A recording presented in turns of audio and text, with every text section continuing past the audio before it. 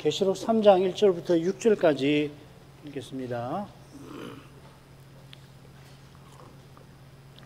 4대 교회의 사자에게 편지하기를 하나님의 7 영과 7 별을 가진 이가 가라사대 내가 내 행위를 아노니 네가 살았다 하는 이름은 가졌으나 죽은 자로다. 너는 일깨어 그 남은 바 죽게 된 것을 굳게 하라. 내 하나님 앞에 네 행위에 온전한 것을 찾지 못하였노니 그러므로 네가 어떻게 받았으며 어떻게 들었는지 생각하고 지켜 회개하라. 만일 일깨지 아니하면 내가 도둑같이 이르리니 어느 시에 네게 임할는지 네가 알지 못하리라. 그러나 사대에 그 옷을 더럽히지 아니한 자 몇 명이 네게 있어 흰옷을 입고 나와 함께 다니리니 그들은 합당한 자인 영고라. 이기는 자는 이와 같이 흰옷을 입을 것이요 내가 그 이름을 생명책에서 반드시 흐리지 아니하고 그 이름을 내 아버지 앞과 그 천사들 앞에서 시인하리라. 귀 있는 자는 성신이 교회들에게 하시는 말씀을 들을지어다. 4대 서신은 7 서신 가운데 5째 서신입니다. 이 서신은 아래 나오는 도표를 참조할 수 있듯이 7째 서신과 짝을 이룹니다. 4대 사자는 살았다 하는 이름은 가졌으나 죽은 자고, 비슷하게 라우디게아 사자는 스스로 부자라고 하지만은 자기가 얼마나 가난한지 모르는 자입니다. 그러니까 이 두 사자는 주님께 책망만 받고 칭찬은 전혀 받질 못합니다. 물론 이 4대 교인 중에 칭찬받는 이가 있습니다. 3장 4절이 그것입니다. 이 점에서 서머나 사자와 빌라델비아 사자와 이 두 사자는 선명한 대조를 이룹니다. 서머나 빌라델비아 사자는 주님께 칭찬을 받고 책망은 받지 않지 않습니까? 나머지 세 사자는 칭찬도 책망도 받습니다. 반면에 사대와 라우디게아 사자는 믿음의 실질이 없는 관계로 칭찬받지 못한 것 같습니다. 7 서신 가운데 사대와 라우디게아 서신에만 흰옷이 나와요. 사대에 그 옷을 더럽히지 아니한 몇 사람이 장차 흰옷을 입을 겁니다. 이 흰옷을 입도록 라우디게아 사자는 주님에게서 불로 연단된 금을 얻어야 합니다. 자, 이 흰옷은 주님과 함께 다니고 주님과 함께 먹는 조건으로 두 서신에 나옵니다. 흰옷 입을 사람을 주님께서는 내 아버지 앞에서 시인을 하시고 그는 내 아버지와 함께 보좌에 앉을 사람이라 하셨습니다. 두 서신이 유사하죠.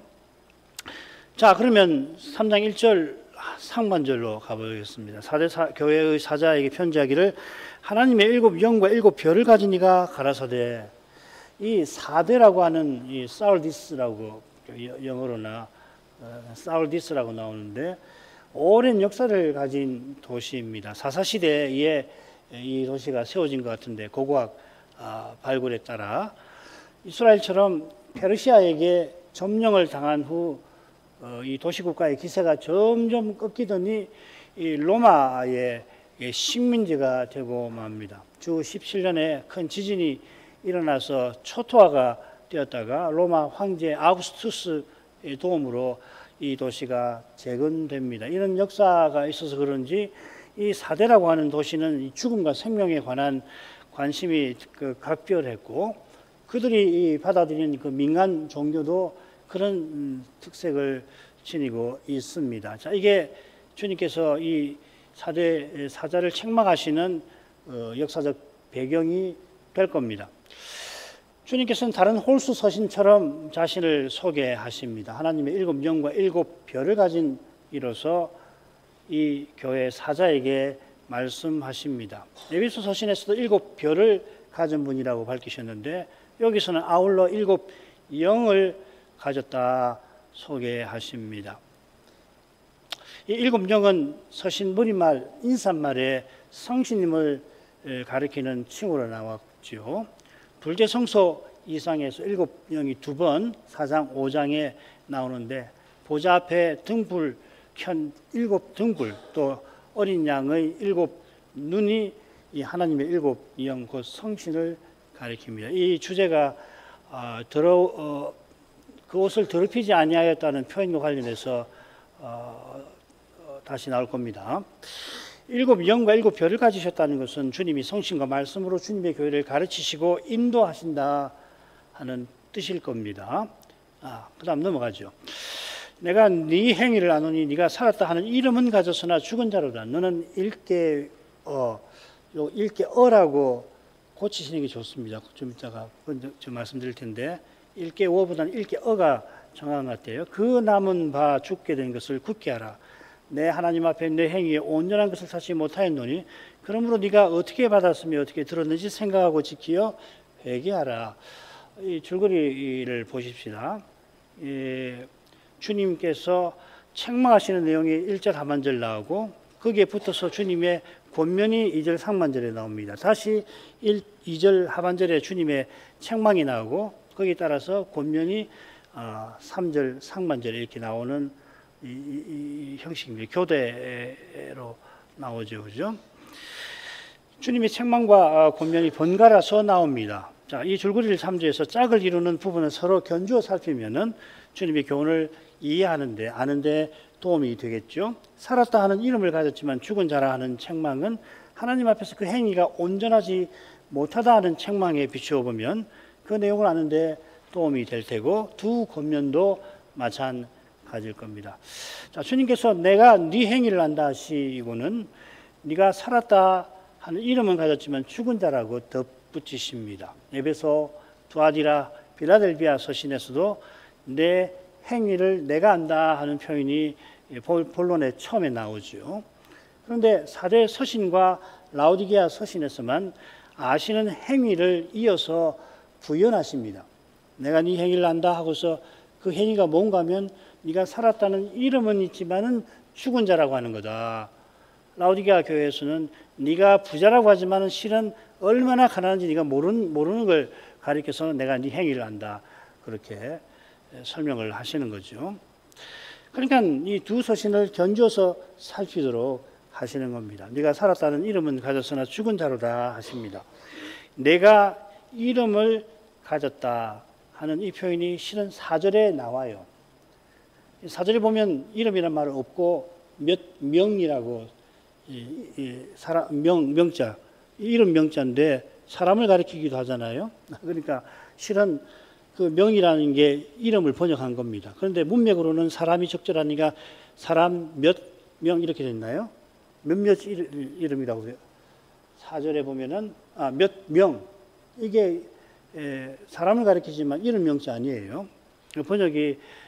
번역을 하느라고 상당히 수고를 하신 것 같아요. 문자적으로 새기면 네가 몇몇 이름을 가지고 있다 하는 겁니다. 영어 하시는 분들 밑에 보시면은 금방 확인이 되죠. You have a name. 그리고 그 이름이 뭐냐면 that you live. 뚝뚝 이렇게 나가는 거. 그 다음에 4절에 보면 you have a few names which have not. 이렇게 이런 형식으로 되어 있습니다. 같은 문장 구조죠.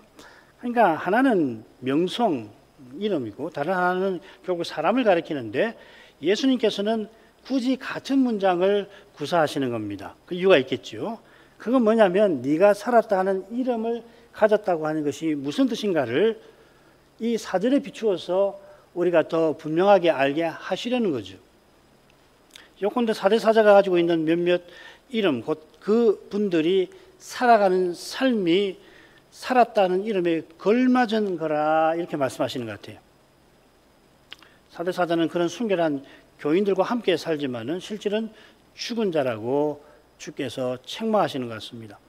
몇몇 교인들이 순결한데 그 옷을 더럽히지 아니하였다 하십니다. 그래서 이들은 장차 흰 옷을 입고 주님과 함께 다닐 거라 하셨는데 그 옷을 더럽히지 아니했다라고 하는 것은 사시는 하나님을 가까이 하면서 살아갔다 하는 그 말이겠죠. 그게 살았다 하는 이름에 걸맞은 삶이 되는 겁니다. 4절에서 2절을 살피면 좋은데 문맥을 고려해서 먼저 살펴보겠습니다. 구약 성경에 들어온 옷이라는 표현이 3번 나오는데 두 번은 스가랴 3장에 대지상 여호수아가 더러운 옷을 입고 있는 장면 두 번 나오고, 다른 한 번은 이사야서의 그 유명한 말, 우리의 의는 다 더러운 옷과 같아 하는 표현입니다. 이 이사야서의 말씀은 우리의 의로는, 사람의 스스로 이룬 의로는 절대 하나님 앞에 이르지 못한다, 그 말이죠. 그죠? 그 더러운 옷이라고 할 때 그 배경에는 문둥병자의 그 상체에 진물이 나와서 입고 있는 옷을 오염시켰다는 그런 배경이 있습니다. 그러니까 뭐 하나님 앞에 절대로 스스로는 못 나간다는 말이죠. 그처럼 스가랴의 넷째 이상이 3장에 나오는데요. 그렇게 보면 하나님을 가까이 하는 그 직분 대제사장이 더러운 옷을 입고 있다는 것을 입고 있습니다. 이것은 이 여호수아는 이제 포로기 이후의 여호수아죠, 그죠? 우리가 알고 있는 모세를 이은 여호수아 말고요. 대제사장 여호수아가 대표하는 이스라엘이 하나님 앞에 나아갈 수 없는 상태임을 보여줍니다. 지금 이상을 보는데 그 이상 중에 사탄이 이런 여호수아를 하나님 앞에서 고소합니다. 그 천상어전 장면이겠죠. 여호와께서 사탄에게 내가 너를 책망하노라 하시고 여호수아의 더러운 옷을 내가 벗기고 내 죄가를 제하여 버렸으니 내가 아름다운 옷을 입히리라 그에게 약속하십니다. 그 약속을 어떻게 이루시는지를 이 3장 후반부에서 이렇게 말씀하십니다. 3장 8절 하반절 9절입니다. 내가 내 종 순을 나게 하리라. 만군의 여호와가 말하노라. 내가 너 여호수아 앞에 선 돌을 보아라. 한 돌에 7 눈이 있느니라. 내가 새길 것을 새기고 이 땅의 죄악을 하루에 제하리라. 이 내 종 순, 이 가지라는 말이죠. 순이라는 게 가지, 새싹, 순인데 순이 가지라는 말인데 다윗의 자손을 가리키는 거 아니에요. 예레미야 23장 5절에 다윗에게 한 의로운 가지, 순 같은 말입니다. 가지를 일으킬 것이라. 여호수아 앞에 세운 7 눈이 있는 돌이 무엇을 가리키는가? 학자들 의견이 분분한데 이 넷째 이상하고 짝을 이루는 것이 스가랴의 5번째 이상이거든요. 거기 이 7은 온 세상에 두루 행하는 여호와의 눈이라 하는 말씀이 있습니다. 그래서 7 영은 성신을, 7 눈은 성신을 가리킨다고 보아야 좋을 겁니다. 이 메시아와 성신께서 새 언약의 핵심이시죠. 메시아께서 성신으로 새 언약을 이루어 가시는 겁니다. 그 방도가 단연 신약 예배고 예배 중에 그 메시아가 친히 말씀하시고 찬송하시는 그 일인 것입니다. 바로 이 예배에서 이러한 신비를 경험함으로써 우리는 살았다는 실질을 누리는 겁니다. 그리스도가 내 안에 사셔서 자기를 친히 드러내시는 거죠. 그걸 내 개인적인 경험이 아니라 교회적인 경험, 특별히 교회가 주님의 인도를 받아가는 그 삶에서 확인하는 거죠. 오전에 말씀드렸습니다. 4대 교회들어 살았다는 이름은 가졌지만 죽은 자라 하셨습니다. 여기 죽은 자는 방금 생각한 내용에 비추면 그리스도의 새 생명이 없는 사람을 가리킬 겁니다. 그런데 주님이 의정을 해야 되려면 이어나오는 말씀을 함께 살펴야 합니다. 너는 일깨워 그 남은 바 죽게 된 것을 굳게 하라 하시는 겁니다. 명령하십니다. 만약에 말 그대로 죽은 자라면 주님께서 이렇게 명령하실 리가 없지요. 4대 사자가 누구보다 하나님을 가까이 해야 합니다만은 지금 거기 심히 미치지 못한 상태에 있습니다. 말씀 사역자인데 말씀 전하는 이 일에 이분이 문제가 심각했던 것 같습니다. 신자도 하나님을 가까이 하여 살지 않으면 죽은 자 같이 되고, 그래 말씀을 듣지 않으면 소명을 받들지 못해서 살아서나 살아가는 실질 없어져 버리는 거 아니에요. 그처럼 신자가 예배에서 주의 영광을 뵙지 못하면 죽은 자 같이 됩니다. 주의 영광을 뵙지 못하면 별 수 없어요. 육신으로 행하는 수밖에 없습니다. 행하지 않고는 못 사는 거 아니에요? 날마다 살고 숨쉬고 기도하는 게 인간인데 주의 영광을 뵙지 못하면 그냥 사는 거예요. 난 사람으로 태어난 그대로의 사람으로 살든지 깨달았다고 하는 그 말씀을 가지고서 살아가긴 하지만 그게 더 문제가 되는 거 아니에요. 바울 사도가 일락을 좋아하는 자는 살아서나 죽었느니라 가르쳤고, 주님께서도 일락을 좋아하는 이것이 말씀을 들어도 깨닫지 못하는 경우라고 교훈하셨습니다. 4대 교회를 대표하는 이 4대 사자가 그렇다는 것은 이 교회가 많이들 이런 상태에 있다는 것을 암시하는 겁니다. 가르치는 겁니다. 이런 사대 사자를 주님께서 권하여 너는 일깨워 하십니다. 일깨워. 이 번역대로 하면은 사대 사자가 죽게 된 것을 일깨우도록 명하시는 것 같은데 그거보다는 깨어 있어라 하시는 겁니다. 그래 3절 보시면은 일깨지 아니하면 그렇죠. 일깨우지 않으면 아니라 네가 깨어 있지 않으면 이 말이거든요. 이 말 여기 이 고면에서 너는 깨어 있어라 이렇게 명령하시는 겁니다. 그런데 일깨워라고 번역을 해 놓으니까 뒤에 죽게 돼 남아 있는 것을 흔들어 가지고서 살아 있게 만들려고 그렇게 해석하기 쉽게 해놨단 말이죠. 이거는 제가 볼 때는 고쳐야 될 것 같아요. 일깨다 하는 동사가 계시록에 한 번 더 나오고 이게 무슨 의미인지를 거기서 잘 배울 수 있습니다. 그리고 너무 비슷합니다. 그래서 별의별 이야기가 이 16장 15절에 나오는데 너무 비슷하니까요. 내가 도둑같이 오리니 누구든지 깨어 자기 옷을 지켜 벌거벗고 다니지 아니하면 자기의 부끄러움을 보이지 아니하는 자가 복이 있도다. 지금 4대 교회에 주께서 경고하시고 권면하시고 칭찬하시는 인정하시는 그 내용하고 너무도 비슷하죠. 그죠? 이 구절이. 그래서 이 구절에 관해서 별의별 이야기가 많이 있습니다. 원래는 이게 4대 서신이 있는 말인데 누가 잘못 베껴갖고 이걸 16장에 끼워놓은 거니까 원상복귀시켜야 된다. 뭐 그런 이야기도 있는 겁니다. 뭐 그런 건 뭐 학자들 이야기고 다를 것도 없습니다. 여기 깨어 있다는 게 뭔지를 보십시다. 다시 오시는 주님을 바라고 바라보는 태도인 거죠. 이 태도가 실은 참된 믿음의 핵심입니다. 믿음은 오직 그리스도를 전부로 모심입니다. 그리스도를 의지하고 사랑하고 바람입니다. 이런 믿음으로 행하는 이는 자기 영광을 구하거나 세상 행복에 취할 수가 없는 거예요. 주님이 가만두시질 않습니다. 세상 행복에 취하고 자기 행복을 구하는 사람을 사도는 마치 술에 취해서 잠자는 자에게 비기죠. 데살로니가 전서 5장 말이에요. 세상 행복은 호의호식만 있는 게 아니라 탁월한 학문과 아름다운 예술과 고상한 윤리도 거기 포함됩니다. 가령 철저한 유학자를 한번 생각해 보십시오. 그분이 신독을 실천을 평생 할 텐데 이 신독이라고 하는 것은 아무 보는 사람 없는 데에도 홀로 양심의 시선을 의식하면서 그 양심의 시선 앞에 자기를 두고서 요게 덕목을 닦는 사람 아닙니까?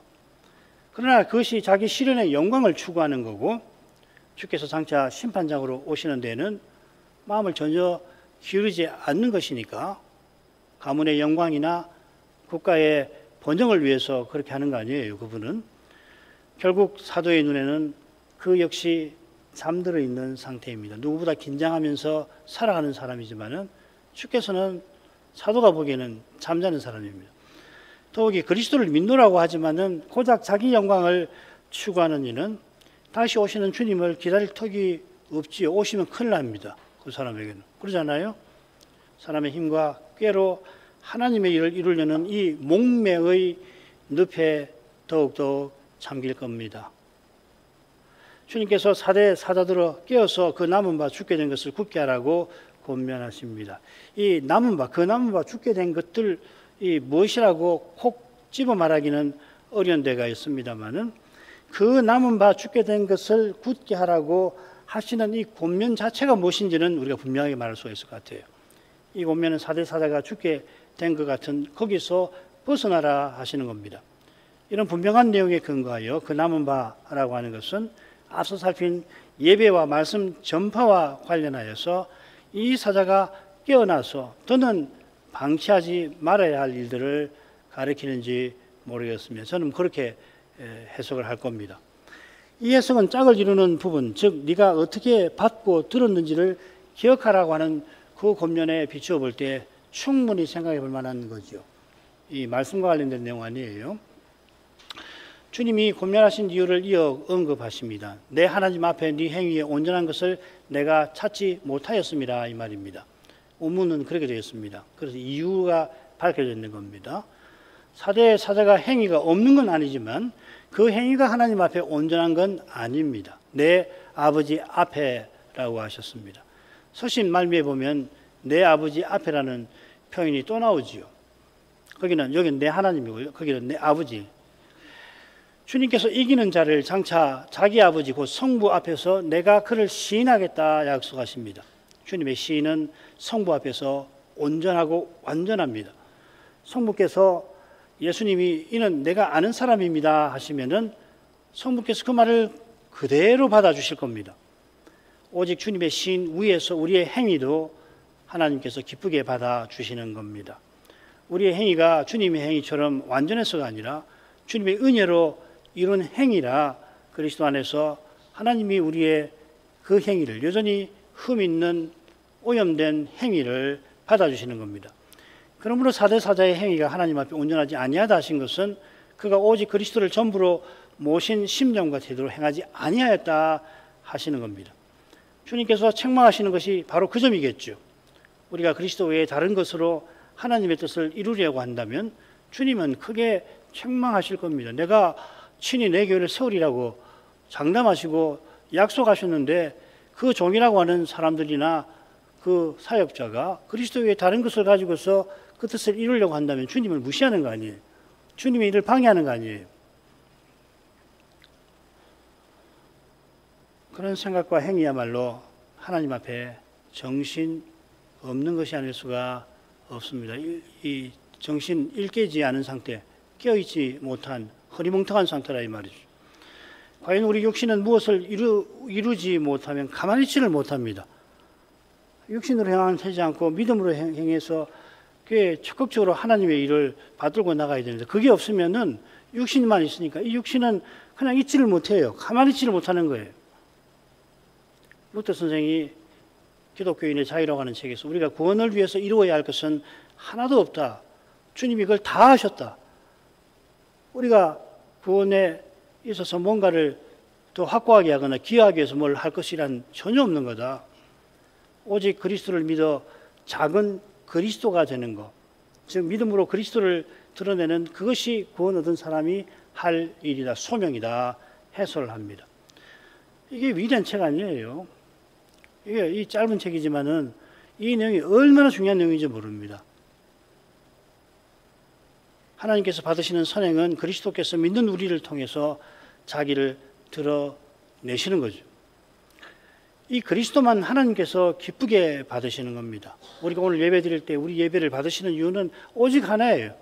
우리가 그리스도 안에서 드리는 그 사실, 그리스도를 통해서 우리를 보시는 그 사실이 있어서 하나님이 우리가 드리는 이 부족한 예배를 받아주시는 거 아니에요.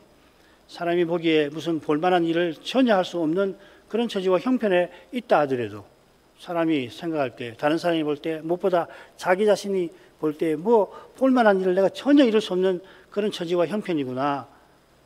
하지만은 그런 형편과 처지에서 참된 믿음은 신비하게 그리스도를 드러낼 것입니다. 주님께서 그런 처지에서 전심으로 주를 바라는 그를 통하여 친히 아버지의 뜻을 이루어 나가실 겁니다. 이 문장이 이 문장 자체가 얼마나 아름답고 얼마나 멋집니까? 그러나 이 과정은 매우 쓸 것입니다. 이런 점에서 주님께서 이어 권면하시는 바가 사대 사자에게 적실하고 절실합니다. 주님께서 기억하라고 권하십니다. 이게 에베소 서신에 나왔죠. 네가 어디서 떨어진 것을 생각하고 회개하여 처음 행위를 가지라. 권면 관련된 내용도 매우 비슷합니다. 지키고 회개하라. 주님께서 사대 사자에게 어떻게 받고 들었는지를 기억하라 하십니다. 이 들었다 하는 이 동사를 통해서 주님이 뭘 기억하라고 하시는지 우리는 이미 짐작합니다. 말씀이겠죠. 이 말씀은 무엇보다 사도적 전성이라고 하는 겁니다. 사도교회가 사자가 직면한 문제가 배도라면 무엇을 받았는지 기억하라 하셨겠죠. 네가 뭘 받았는지 들었는지 기억하라. 말씀이 실질이 없는 문제라 어떻게 들었는지 기억하라 하시는 겁니다. 지금 사대 교회와 사자가 요한 사도로부터 계시를 받습니다. 이 요한은 곧 세상을 떠날 노인입니다. 90이 넘었습니다. 로마 제국의 미움과 핍박을 받아 그 노인이 이 섬에 유배되어 있습니다. 40년도 더 전에 바울이 아시아도에 복음을 전할 때 그가 얼마나 많은 고난을 받았던가요? 고린도후서 1장 8절에 보면 우리가 아시아에서 당한 환난을 너희가 알지 못하기를 원치 아니하노니 심해지나도록 심한 고생을 받아 살 소망까지 끊어졌다 할 정도입니다. 그런 복음을 받을 때 사대 교회와 사자는 사도와 같이 기꺼이 고난 받고자 하고 또 사도와 같은 심정으로 그가 말씀을 전하려 하지 않았겠습니까? 틀림없이 그랬겠죠. 사도가 살 소망까지 끊어지는 처지에 떨어진 것은 복음을 목숨보다 귀히 여긴 거고 또 생명을 쏟아 교회를 세운 까닭인 겁니다.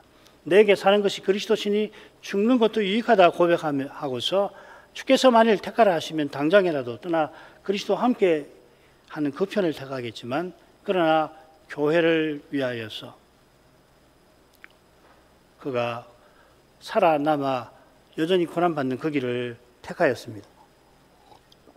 4대 사자도 처음에 같은 심정과 태도로 말씀 전파의 소명을 하나님께 받았습니다만 지금은 거기서 많이 더 추락해 있는 겁니다. 어떻게 받고 들었는지 기억하라 하는 보면은 처음에 그리스도를 고백할 때 어떤 심정으로 고백하였고 이어 말씀 직분에 세움받을 때 어떤 태도로 그 소명을 네가 받들었는지 주의 앞에 살피라 하신 겁니다. 이것은 회개하라는 권면과 같은 겁니다.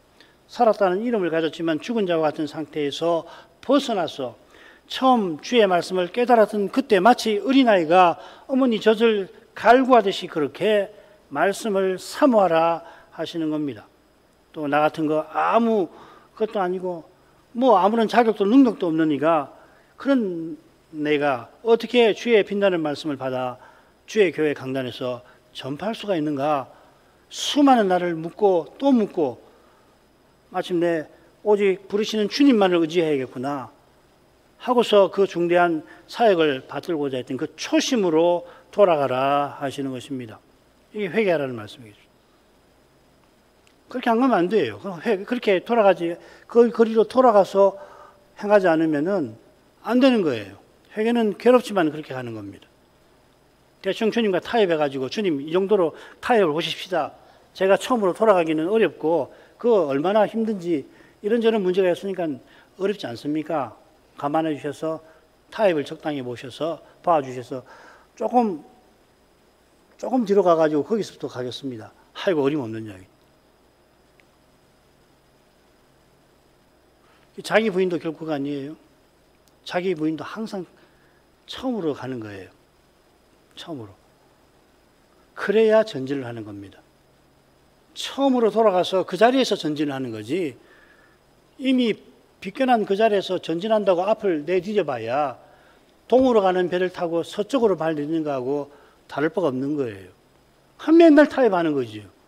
그 전진이 없는 거예요. 그래서 그 모양이에요. 조금 무마되면은 아이고 아무 일도 없는가 보다 하고서 또 나태해지잖아요. 그리고 뭔 일이 생기면 난리가 났다고요. 뭔 일이 문제가 아니라 회개치 않고 날마다 자기를 부인하지 않고 그렇게 적당히 살아가는 그게 문제 아니에요. 그걸 봐야 하는데 그걸 안 보면은 뭔 일이 생겨야 그 비로소 아이고 뭐가 틀렸구나. 그러고서 그게 조금 무마가 되거나 눈앞에 흐릿하게 사라진다 하면 옳지. 어느새 모르게 자기도 그렇게 되기 참 쉬운 거거든요. 루터가 95개조 방방문 맨 처음에 회개하라 하고 시작한 그 말이 어마어마한 이야기입니다. 종교개혁이 가능했던 그 출발점이 거기 있는 거예요. 고쳐야 할 걸 고치지 않으면 전진 없습니다. 주께서 우리 하나님께서 무슨 분이십니까?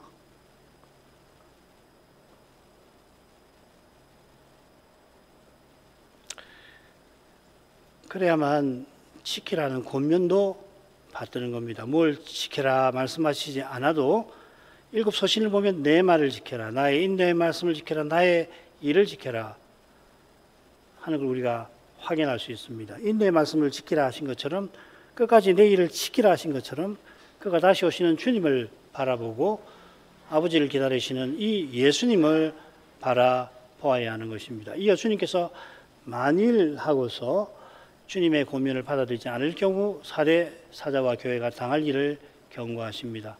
3절 하반절입니다. 만일 일깨지 아니하면 내가 도둑같이 이르리니 어느 시에 네가 임할는지 네가 알지 못하리라. 앞서 두 번에 걸쳐 권면하셨는데 그 권면들이 결국 읽게라 하신 것임을 이 말씀에서 볼 수 있죠. 그죠? 우리가 방금 살핀 데 보면 책망하시고 권면하시고 책망하시고 권면하실 때 여러 가지 동사들이 있지만은 여기 3절 하반절에 하나로 요약을 하는 겁니다. 일깨워 깨어 있으라 이 말이죠. 그죠? 이 권면이 계시록의 교훈과 맞닿아 있는 겁니다. 계시록을 다 읽고 난 다음에 주님의 권면을 요약하면 깨어 있으라. 내가 속히 올 것이니 깨어 있으라. 나를 바라고 기다리라 그 말 아니에요.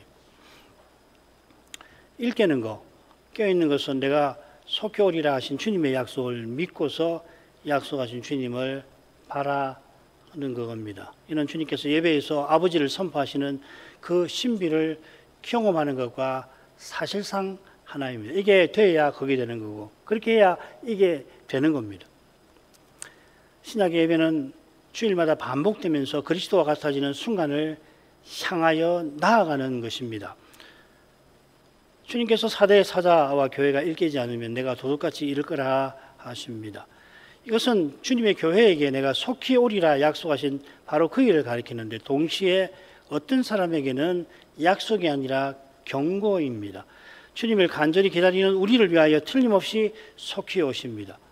그 일을 신실하게 이루셔서 하루를 천년같이 여기실 정도입니다. 그처럼 천년을 하루처럼 여기시면서 우리의 많은 죄를 길이길이 참아주십니다. 그러나 도둑같이 오셔서는 주님을 배반한 자들에게 두려운 심판을 그분은 속히 내리실 것입니다. 비슷한 말씀이 마지막 전쟁 맥락 한 번 더 나옵니다. 아까 읽은 그 말씀이죠. 16장 15절인데 14, 16절 이하에 보면 마지막 전쟁의 맥락이라는 걸 알 수 있습니다. 마지막 전쟁에서 사단과 짐승과 거짓 선자를 쫓아 주를 대적하는 자에게는 주님이 도둑같이 오시는 까닭에 그가 어느 시에 오시는지 도저히 알지 못합니다. 알 수 없는 것이 평안하다, 안전하다 하니까 그런 거죠. 깨어 근신하는 이는 말씀의 거룩한 빛을 늘 받는 덕분에 그날이 도둑같이 임하지 아니한다. 사도는 이렇게 교훈합니다. 형제들아 너희는 어둠에 있지 아니하며 그날이 도둑같이 너에게 임하지 못하리라. 너희는 빛 가운데 있다. 그 빛이 그 참빛이신 그리스도의 빛 아니고 뭐겠습니까? 이런 내용에 비추어서 사대 사자와 교회를 향한 주님의 경고는 엄중합니다. 마지막 순간 경고대로 당하지 않고 약속을 받는 길은 오직 그리스도를 전심으로 믿는 믿음에 그 믿음으로 다시 오시는 주님을 바라는 태도에 주님을 바라며 주님의 몸과 지체로 살아가는 삶에 있습니다. 늘 주의 말씀을 듣고 주께 말씀드리는 일이 정말로 중요한 겁니다. 4절로 가겠습니다. 그러나 사대에 그 옷을 더럽히지 아니한 자 몇 명이 내게 있어 흰옷을 입고 나와 함께 다니리니 그들은 합당한 자인 영고라. 주님께서 몇 명이 너에게 있다 하셨는데 이건 사대 사자 개인보다 사대 교회에 관한 말씀일 겁니다. 이미 말씀드린 대로 이 분들은 몇 사람은 그 옷을 더럽히지 아니한 분들입니다.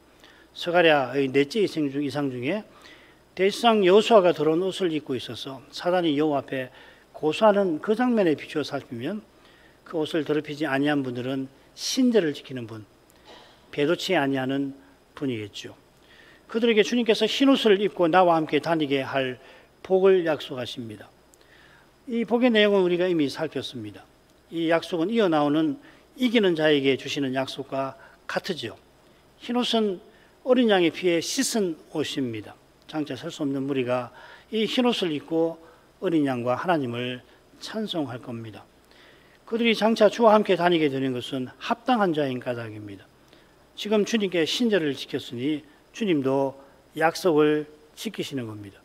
그들이 지금 신절을 지키는 비결이 필라델비아 서신에 이렇게 나옵니다. 네가 나의 인내의 말씀을 지켰은즉 내가 또한 너를 지키어 시험의 때를 면하게 하리라. 그들이 인내의 말씀을 지킨 까닭에 그것을 더럽히지 않고 주님도 약속의 말씀을 따라서 그를 장차의 심판에서 지켜 흰옷을 입고 주님과 함께 다니게 하실 겁니다. 주님의 교회와 신자에게 이 시대에 가장 중요한 것이 말씀을 전하고 받는 그것이라는 것을 이 서신에서 배웁니다. 기도하겠습니다. 거룩하신 아버지, 저희가 7서신 중 5째 서신을 4대 서신을 살피면서 살았다는 이름을 가졌지만 죽은 자가 되는 그런 두려운 일에 관하여 살펴보며 주께 감사를 드립니다. 주께서 4대 사자에게 깨어 있으라 하시고 그 남은 바 죽게 된 것을 굳게 하라 하셨습니다. 깨어 있으라 하심은 다시 오시는 주님을 바라고 바라보라 하심인 줄 압니다. 주님께서 내가 속히 오마 하시고 이제 2000년이 다 되어 가오니 사도와 주님께서 권고하신 대로 깨어 있되 더욱 깨어 있어야 마땅하겠습니다. 인생이 눈앞에 현실에 매일 때 주님이 다시 오신다는 약속이 어디 있느냐, 이런 거짓 교훈의 마음이 빼앗기기가 참으로 쉬운 줄 압니다. 전도자가 이미 설파한 것처럼 해 아래서는 어제가 오늘 같고 내일이 오늘 같을 것이라고 누구든지 그런 생각에 떨어지기 쉽사옵나이다. 그러나 여름이 가고 곧 가을이 찾아오고 그렇게 또 한 해가 가듯이 이 하루도 곧 저물어 가는 것이 어제 같아 보일지라도, 그러나 그런 생각을 하는 그 순간에도 주님은 다시 오시는 그 일을 쉬지 않고 이루고 계시는 줄 믿나이다. 저 목표로 주님의 교회를 인도하고 계심을 믿습니다. 다시 오시는 주님을 더 간절히 기다릴 줄 알게 하옵소서. 예수님 이름으로 기도합니다. 아멘.